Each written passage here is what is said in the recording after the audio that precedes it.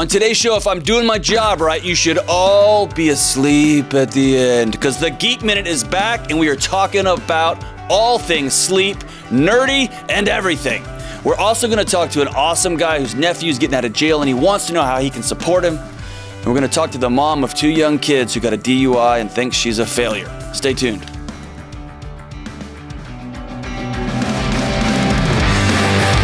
What is up? This is the Dr. John Delony Show.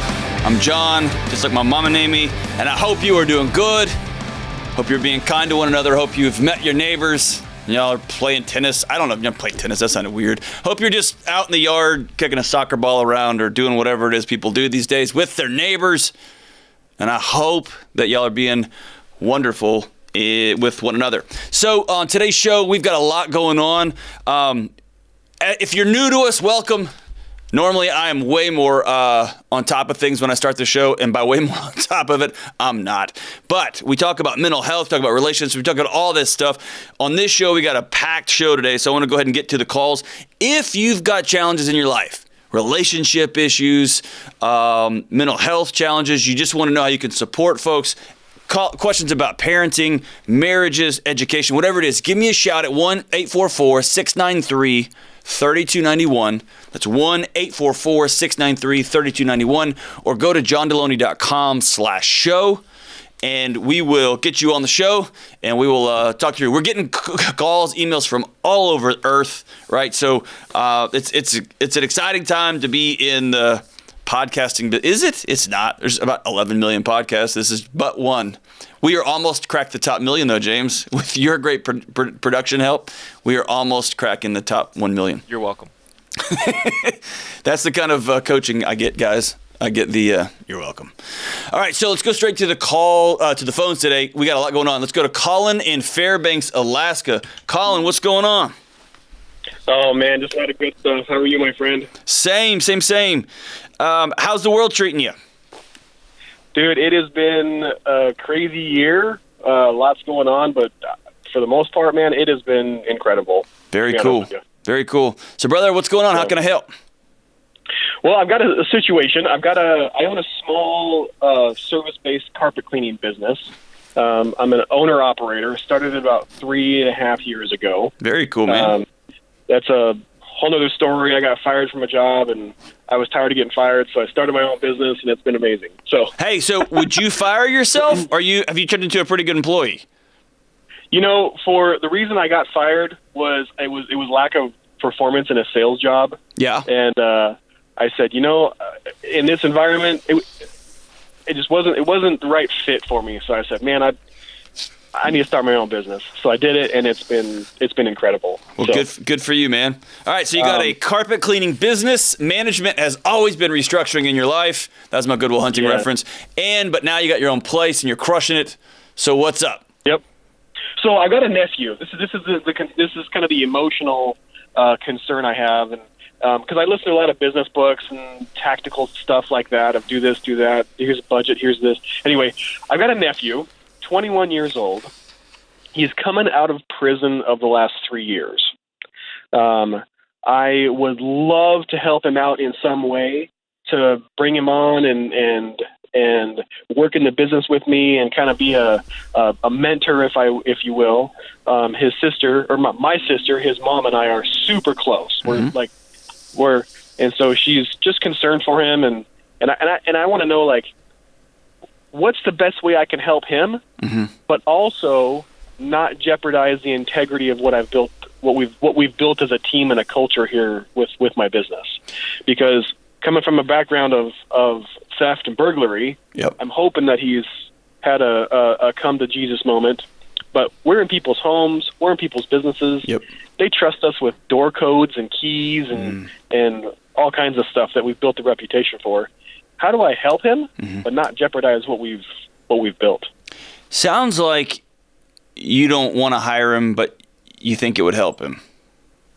That's exactly. Okay. So hiring him would cause you to treat him with a little more scrutiny, with a little closer eye, with probably a little less of a leash than you do your other employees or than with yourself. which then would cause that relationship to strain further and a partridge in a pear tree. Is that fair? Yeah.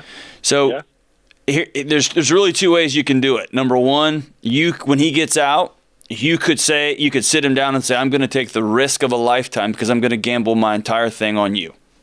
And you tell him what you just told me. 100% of my job is based on trust. Sure. There's a million different carpet cleaners, and I don't know if you guys are just if there's like a Michael Jordan of carpet cleaning, you may be it, right? My guess is like at the end of the day, the tools are the tools and the chemicals are the chemicals. It comes down to do I show up on time? Do I leave this place? Do I do good work? Obviously, but am I a pleasure to do business with? Am I fair and honest? Right? All those things you've built up over the last 3 years, right? Absolutely, 100%. So sitting down and saying, you can take all of this from me with one stupid move. And I'm going to go all in on you and trust you. And he can say, I'm going to rise to the challenge. I've learned my lesson. This will never happen. I'm a changed person. So, Colin, I'll tell you this. I was a little punk thief when I was a kid. Okay. A punk thief. Okay? And I had some things happen in my life. I never went to jail. I never stole on a big scale or anything like that, right? I was always taking kids' baseball cards. I was just a punk, man. And, dude, there are few things that get me more fired up on earth than a thief now, than someone who steals. Oh, absolutely. Okay? Yeah. So I'm telling you that to tell you I have had a change of heart, a massive one, and now I do whatever I can to make sure that level of integrity is whole in my life, right? Comically so, to the point that my friends and family are like, dude, it's just 14 cents. You don't have to take it back to the store. We're all getting back in the car. We're going back to the store, right? So I want to tell you, change does happen, right? People do grow. I wouldn't do this job if it wasn't for that. The other side of that is day 2 out of jail the day to start that? I don't know. You know him, right? The other thing you can do, besides sitting him down and being that honest with him and then going all in on him, which I don't know is a wrong move. I get from you that you don't think that's the right one, but you can do that. Or you can sit him down and tell him, you've got 6 months, you've got 1 calendar year. I want you to go work your butt off. I want you to show us, right? Not punitively. I want you to show us who you've become. Yeah. And then I'll be ready when you're ready. Or you can take him to lunch or to breakfast once a week and mentor him that way. Hey, how are things going? How are you? Are you plugging? Does that make sense? And you can pour into him in other ways instead of just. You've been fired a lot, right? You've had ups and downs in your life. You can talk to him about getting knocked down and getting back up, right? You've got a lot to offer him besides just a job. Here's my interesting question: what's your sister want you to do? What's she saying? You know, she was very apprehensive. She said, "Hey," she started the conversation. You can say no to this, but essentially, is there any way you can help? There you go. And I said, and she's not looking for a handout. She actually called the police and put him in jail before. Wow. Okay. And so we're coming from a place where we're not afraid to beat him up. Yep. But in a good way. Like, look, if you mess up, like don't put our lives in jeopardy by your silly decisions. You're not afraid to hold him accountable, which is awesome. He's blessed to have you guys. Correct. That's cool. Correct. What do you think the right move is? You know, the suggestion you made was one of the exact suggestions I told my sister. I said, look, I love him. Like, I enjoy spending time with him as a young man. But again, that was 3 years ago. Sure. And so he literally is not even out of prison yet. But it's supposed to be in the next week or so. But anyway, with that being said, I told her, I said, look, he's got to show unless he's directly next to me, like in my eyesight, I will never send him on a job by himself for at least a calendar year. Okay. And if he messes up one time, like I've got to let him go. Yeah. And so, or like you were saying, like he's got to prove himself somewhere else where he's somewhere else for a full calendar year before I even bring him on and take him into people's homes. How old is he? He's 21. 21. So he's a in the eyes of the law, he's a grown man. He's still a kid, right? And if he's been in jail for 3 of the last years, he's still a child, right? He had to grow up and learn some hard stuff, right? I would recommend having this conversation with his mom in the room. And you know what would be really great for everybody is for you to call out how uncomfortable this is for everybody. Sure. To let him know, hey, your decisions have potentially put a wedge between me and one of the women I love the most in the world, which is my sister. Because I want to help you, and she's desperate for you to get some help. But now, because of your decisions, we love you. But now I'm in a weird spot because my business is all based on trust. And so I'm going to lay out the boundaries here, 1 calendar year or 6 calendar months or whatever it is. Sure. You meet with me every other week for a year. You make a budget with me. Let me know that you are making good, solid decisions. You don't miss work at your new job. Dude, you're going to come on, and me and you are going to take over the world with our carpet cleaning business, right? But I'm going to invest in you, but I'm not just going to hand it out to you as you walk out because this is about trust, and that's what you got to earn back, right? And, man, I think by just laying it all out there, that keeps you and your sister from getting cross with one another because he's going to get out and it's going to be hard for him to find a job. That's the reality. And then she's going to start getting more frustrated with you and more frustrated with you, right? And this is just a way to clear that deck right away. Everybody's in the room. Sure. Everybody knows my plan is I'm going to stick to this plan. And then he's cool, you're cool. And he may say, dude, I don't want to work carpet cleaning. And you say, high five, brother. I'm still going to have breakfast with you, whatever, right? But you're able to hold your head up high, put some boundaries in there, and let him know he's loved and he's connected and a partridge in a pear tree. And my hope is 2 years from now, you guys have the most dominator carpet cleaning business on planet Earth, just you two rocking and rolling, right? That would be ideal. I love your heart, and I love not only your heart, but your rational thinking. How do I best love him? Not how do I best just make everybody feel good really quick and then potentially lose my business, lose my sister, lose my nephew in the process, right? Good for you. Good for you. Let me know how this goes as y'all have that conversation, as you move on down the road. I'm rooting for you. I'm rooting for him. That's awesome. All right, let's go to Rosie in Henderson, Nevada. Rosie, what's going on? Hey, how are you? So good. How are you? Peachy. That is the Dr. John Delony show first peachy. That's incredible. Oh, yeah. We don't have a lot of fruit references on this show. We've got to get more of those. James has been telling me in my notes, we've got to get more fruit references.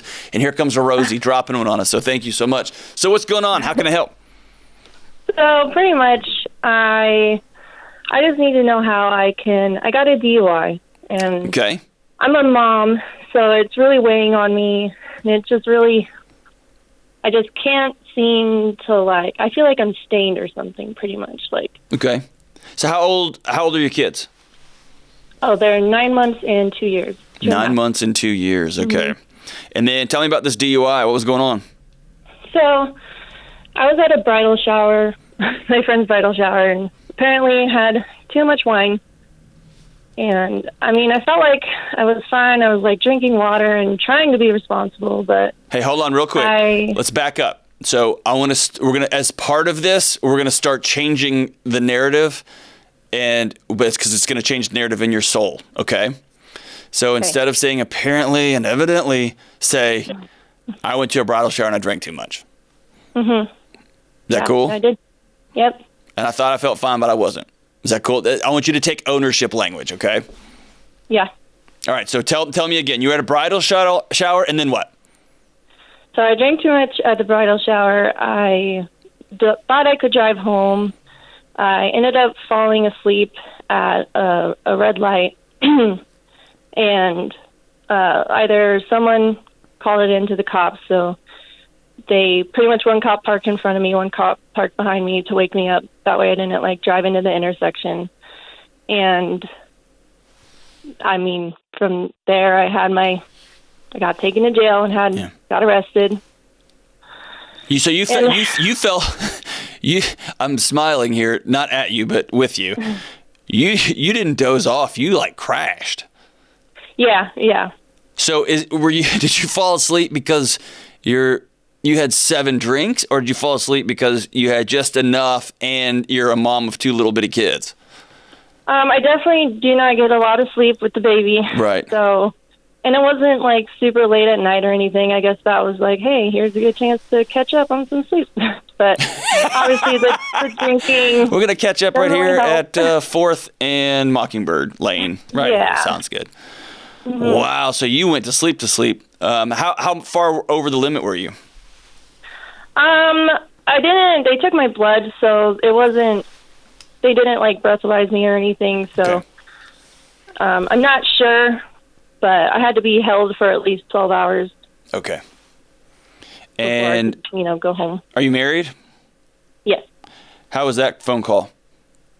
Well, the cops called him, Okay. not me. I didn't really get to talk to him until I got out. But So paint the listeners a picture of that drive home. Your husband comes to get you out of jail, and you come out. Oh, no. I ended up getting a lift home. But he made you get a ride home? Well, he was home with the kids. It was like 5 a.m., so... Oh, boy. I didn't want... Yeah, I just... Luckily, my phone was still alive. I kind of wanted to take the drive of shame by myself anyway. All right, that's fair. I was going to say, man, that would have made a Christmas story 20 years from now. Like, hey, y'all remember the time we went and picked your mom up from jail? So you get a lift home and you come in. Yeah, he's just home, home on the couch with the baby. But it was just we were just trying to be quiet. It wasn't much of a conversation because of the kids. Yeah. But, I mean, later on, obviously he was upset, but he was just also, like, not understanding, but calm, cool, and collected. Sure. So here's the thing. You don't have a stain on you. Okay? Answer these questions. These aren't rhetorical. Did you do something dumb? Yeah. Yeah. Did you put a whole bunch of people at risk? Yep. You did. Okay. Was it stupid? Absolutely. Yeah. Will it ever happen again? No. Okay. So you got super, super, super lucky you didn't hurt anybody. Mm-hmm. You got super, super lucky that your two little babies still have a mom. And you got super, super lucky that somebody called it in and that someone didn't smash you from behind because you were asleep at a stoplight, right? Mm-hmm. So cosmically, you got real lucky. And you got a husband that loves you and was able to be there for your kids and roll his eyes and say, oh, my gosh. How expensive is this going to be? Well, just the lawyers right now, it's just a base pay of like $2,000. Yeah, it'll probably be about $10,000 by the time you get done with it. That was the last number I heard.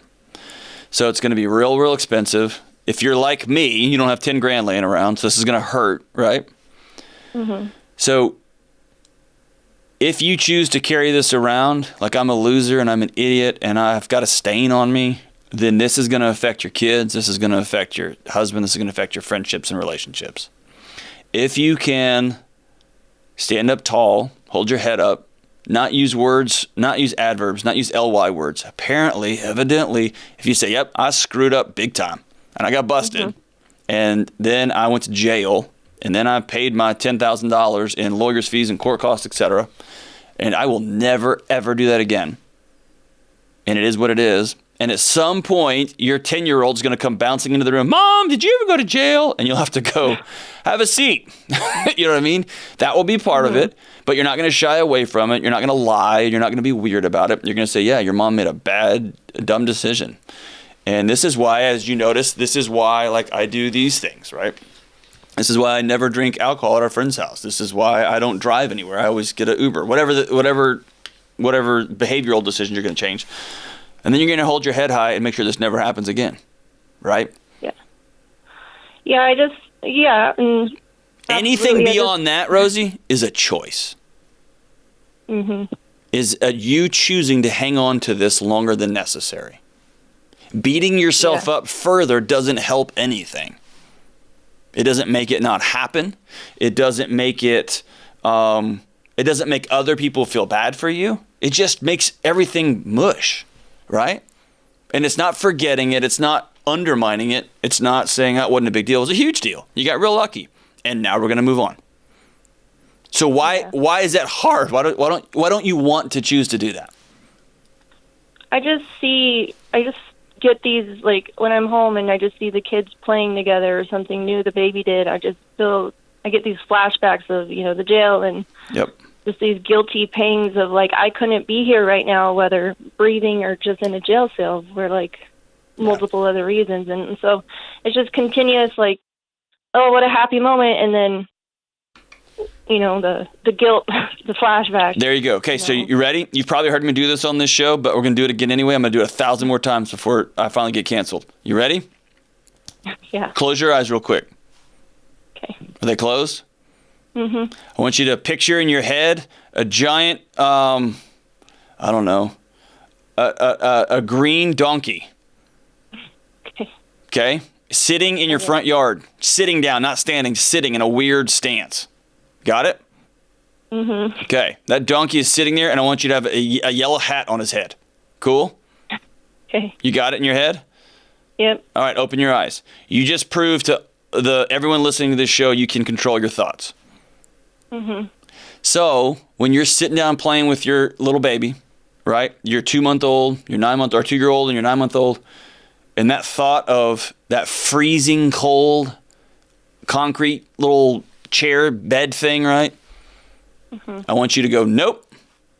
And then choose in that moment to focus on your 2-year-old. Come up with some sort of trigger, which is every time you think of jail, you reach out and grab her hand. You reach out and grab his little head in your hand and you tickle it. Come up with some sort of, and what you're doing is you are choosing in short order, I'm not going to dwell on these things because we are done with them. Right? Yeah. Anything other than that is a choice. And what will happen over time, really in short order, is they will stop flashing into your mind. You'll stop walking around like a failed mother, okay? You will hopefully never forget that you endangered a whole bunch of people, including yourself. That you did something dumb enough that could have left your husband on his own with 2 little kids, okay? Mm-hmm. I don't want you to ever forget that. But the guilt and the participation and the I'm no good, I'm a loser, we're done with that, okay? Because it will only drag down everyone around you. It'll only drag you down, okay? You learned, you're going to live and move on, okay? And then you're going to work to control your thoughts as they pop into your head, okay? Thank you so much for that call. I know that's hard, Rosie. Man, I'm still dealing with crap I said when I was 14, right? I see my kid and I'm like, man, your kind of dad's the dad that says that. And I go, nope, not doing that, man. Because I was 14. I was a child. And yep, I shouldn't have said that, but I did. And now I'm moving on because I don't say that anymore, right? Whatever the behavior happens to be, okay? All right, so we're going to kind of slip off into a geek segment here. What do we call it? The Geek Minute? Is that what we call it?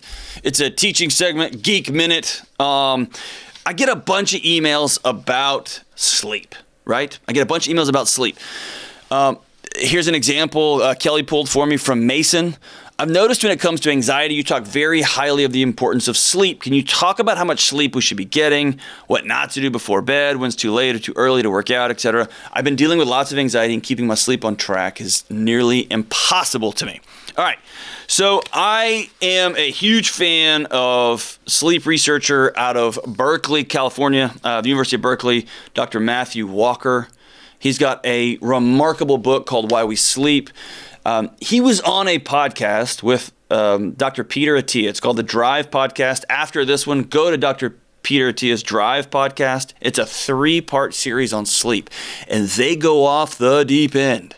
6 hours on sleep. And you're talking about the neurochemistry, the biochemistry, all of it, right? If you want a deep, deep, deep dive, it's the best interview. It's the best discussion on sleep I've ever heard. It's for nerds. It really is, but it's also high level too. But it'll be in the show notes, yeah. Here's the thing.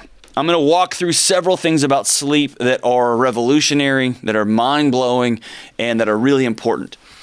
Dr. Walker says that sleep is the greatest legal performance-enhancing drug that most people are probably neglecting. Now, as I get into these things, I always want you to remember, follow the money. Right? So you're going to ask yourself, why did I not know that sleep prevents all of these things we're going to run through here? Because it's free. And it's something every one of us can do every night of our lives for free. And it can solve a lot of challenges in our life. But nobody can charge you for sleep, so you don't hear about it very often. So for years, insomnia has been labeled a symptom of depression or anxiety, right? And that means that if you had anxiety or depression, one of the things they would ask you is, are you struggling with sleep? And you'd say, yeah. And they go, yeah, you got anxiety. Turns out it's the other way around. A lack of sleep causes many of these mental health conditions. Root cause, causal, not is related to, helps cause some of these things like depression, anxiety, and paranoia, right? Walker says, without sleep, our brain reverts to a primitive pattern of uncontrolled reactivity. We produce unmetered, inappropriate emotional reactions and are unable to place events into a broader context or a considered context. What does that mean?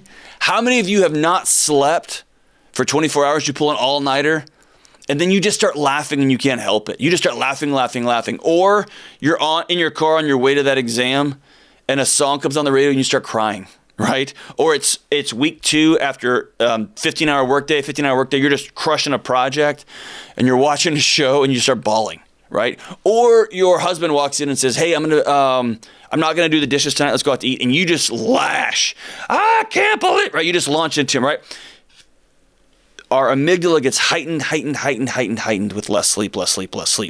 One study found that people deprived of sleep for 4 hours per night for 2 weeks suffered a 50% reduced ability to dispose of glucose into muscle tissue. What does that mean? That means that a lack of sleep can increase your risk of diabetes and insulin resistance and weight gain. A lack of sleep can increase your risk of Alzheimer's disease, reduce the activity of your immune system. It's easier to get sick. Impairs learning and memory. I was the king of all-nighters. Turns out I was an idiot. Right? Increases your risk for cardiovascular disease, increases your risk for cancer, contributes to root cause depression and anxiety. Now, most important type of sleep, right? The one that calms and resets the anxious brain is non-rapid eye movement. In REM sleep. It's a slow wave sleep, right? You can reduce anxiety in a single night with deep sleep. People with anxiety disorders routinely report having disturbed sleep, but rarely is sleep improvement considered as a clinical recommendation for lowering anxiety. Not only is there a causal connection, but it's the type of sleep, right? So here's the thing. Over the last 200 years, what happens? We get oil lamps. So used to you just go to bed when the sun went down. We get oil lamps. We get light bulbs. We get TV, we get radio, we get TV. Now we all have devices. There is street lights everywhere. There's house lights everywhere. So overnight, bam, 15, 20, 25, 30% of the natural sleep cycle has just been lopped off, right? And these things are critical to brain function. I love this. Dr. Walker says that the brain acts like a plumbing system that discards toxins from the body, but it does this during sleep, okay? And here's another thing. Ambien, Lunesta, these are not like those over-the-counter sleep meds. They're called hypnotics. They produce, for lack of better terms, they produce unconsciousness. They don't produce sleep. So I heard it put this way, these are pharmaceutical baseball bats to the head. I can make you unconscious for 8 hours. That is different than sleeping for 8 hours. I know this because I took those medicines for years. I used to train in mixed martial arts. Our practices would go from 8 to 10:30 at night. I'd get home all amped up and I couldn't sleep. Well, I had one of those pills and I'd go right out into a black hole. Turns out over years, my brain wasn't getting the sleep it needed. Surprise, surprise, Delony ends up crawling around in his backyard with mind-crippling anxiety. Right? With numbing depression. I wasn't sleeping. So here's a couple of things you can do to, as Walker says, the best bridge between despair and hope is a good night of sleep. So here you go. Number 1, you can make fun of this all you want. This is not what you were told as a kid. I don't care. Try it for 2 months, 60 days. Get like a calendar and mark them off. Try it. Just try it. Number 1, go to bed and wake up at the same time every night, even after a bad night's sleep, and even on Saturday and Sunday. Some of us get up at 5 o'clock, 5 o'clock, 5 o'clock, 5 o'clock. On Sunday, we sleep until 8. You screw it all up. Some of us go to bed at 9 o'clock, 9 o'clock, 9 o'clock, midnight. Go to bed the best you can at the same time every day and get up at the same time, even on the weekend. After 30 days, you're going to be stunned because your body will begin to reset itself. Keep your bedroom super cool. About 65 degrees is optimal, right? If your feet get cold, you can wear socks. I use a chili cube. We'll put it in the show notes there. It's a little device that circulates water through a sheet that goes under my sheet because my wife, I don't know, is part polar bear, I think, and she's part regular bear. She likes everything warm, and I like it freezing cold, but it will drop the temperature down into the low 60s or even high 50s. And in the summertime, I run that thing all summer, and it is awesome. Okay, it's expensive. It's been worth it for me, especially if you run hot-natured. An hour before bedtime, turn the lights off, dim the electronics. I actually have special glasses that block the lights.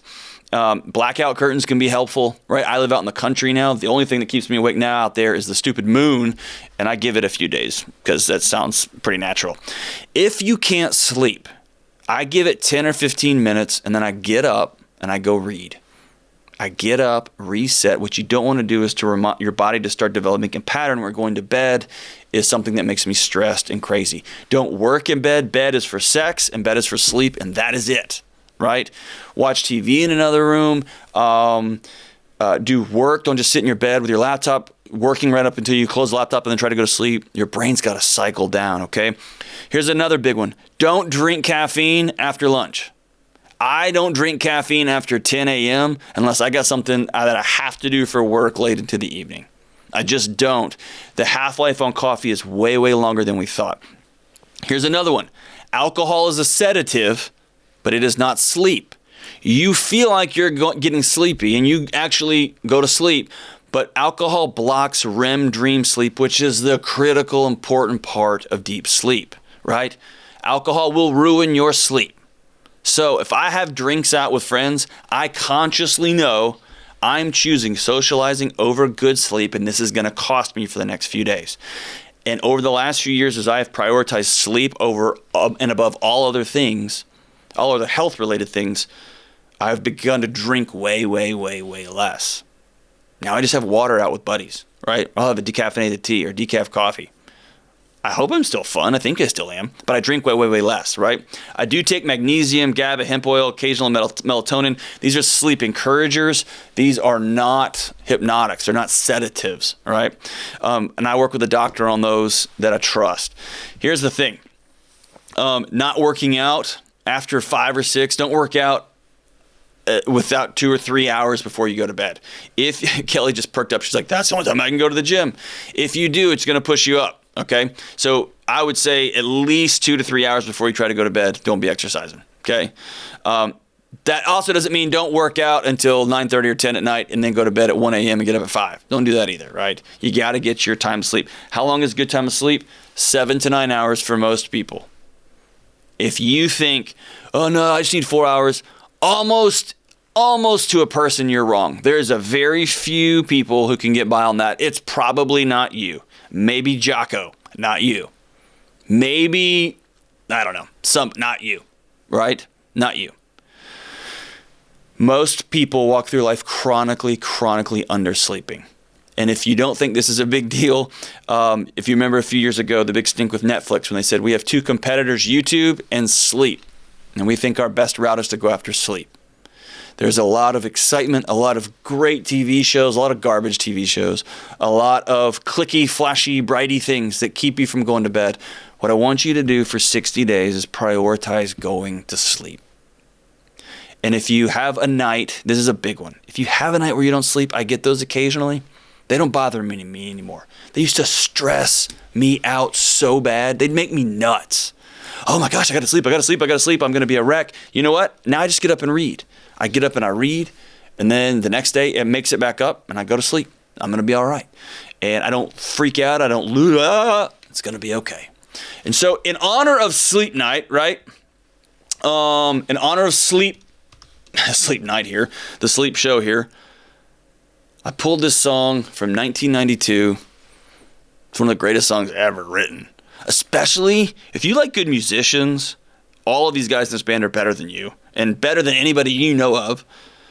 And they play metal and opera and keyboardy things and 80s, I don't know, they're just awesome, right? I remember seeing them in concert opening up for Joe Satriani, and I just didn't speak for a while. They're the most extraordinary live band I've ever seen. But in 1992, they caught my attention on their Images and Words record, Dream Theater. James, do you like Dream Theater? No, I get proggy about other bands, but I'm not into Dream Theater. Yeah, see? And you know what else? He also plays Fender guitars, which is a whole other conversation we should probably have someday. It's ridiculous. Gibson, brother. Do you want this episode to air or not? Here we go. All right, so Dream Theater's 1992 classic song, Pull Me Under. I don't know, that's a veiled reference to Sleep, I guess. It doesn't really work, but I'm going to go with it. And here they go. They sing Lost. By the way, prog bands have all of these like theater-y, artsy words. Even I'm like, oh, okay. Here's the words. Lost in the sky, clouds roll by and I roll with them. Arrows fly and the seas increase and then fall again. This world is spinning around me. This world is spinning without me, and every day since future to past, every breath leaves me one less to my last. Kelly's eyes just rolled through the back of her head. Watch the sparrow falling gives new meaning to it all, does it? If not today, nor yet tomorrow, then some other day. I'll take 7 lives for one, and then my only father's son. As sure as I did ever love him, I am not afraid. Pull me under, I'm not afraid. Everybody, go to sleep. This has been the Dr. John Delony Show.